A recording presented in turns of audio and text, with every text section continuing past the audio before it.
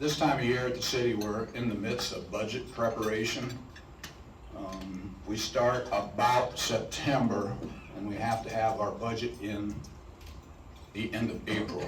It's a long, arduous process. It's about a $170 million budget.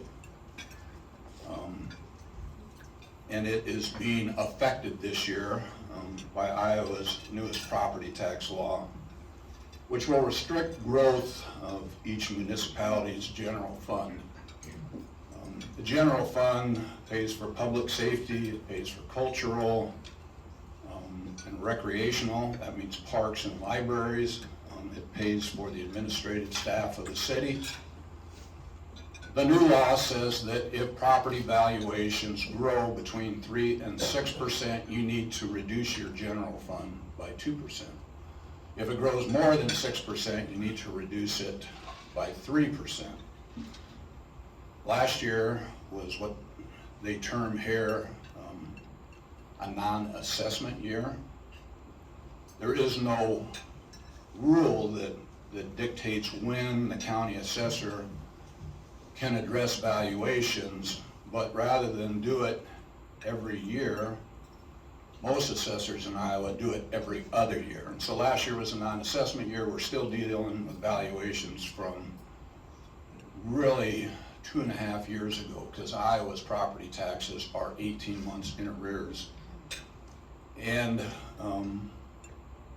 that meant that I budgeted deficit last year of $4.8 million. We have adequate reserves to do that.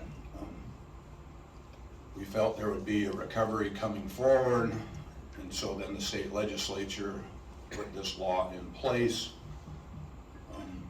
and would not, I believe it will not allow us to take advantage of that recovery. We've got a loop here of things going on in the city.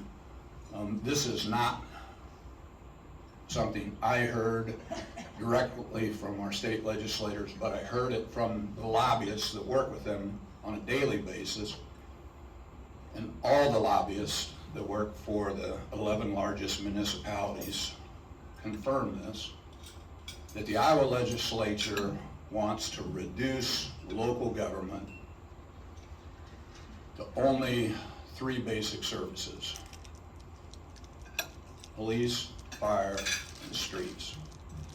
And they want to do away with cultural and recreational activities. That, I believe, is very unfortunate. Everything I've ever learned is that in order to create a vibrant community, you have to create a sense of place. I consistently told Dan Dawson that I get calls all the time that say, I pay a lot of property taxes. I want services. The other night at one of the candidate forums, someone said, I need more services. Well, services cost money.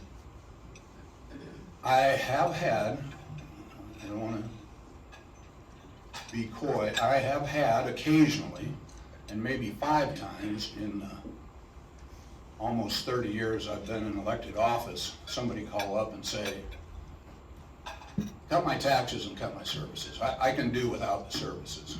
Well, this is going to force us to cut services. In my general fund, I collect $29.4 million. My police and fire annually cost $48 million. Now, there are other taxes. There's road use tax, there's gaming tax, there's fees for services, building permits that help us fill that gap. But if you start cutting back that $29 million, it's definitely going to mean we're going to have to cut services. So that is a huge area of concern, and I didn't want to save it till the end because Barry said I had to be positive.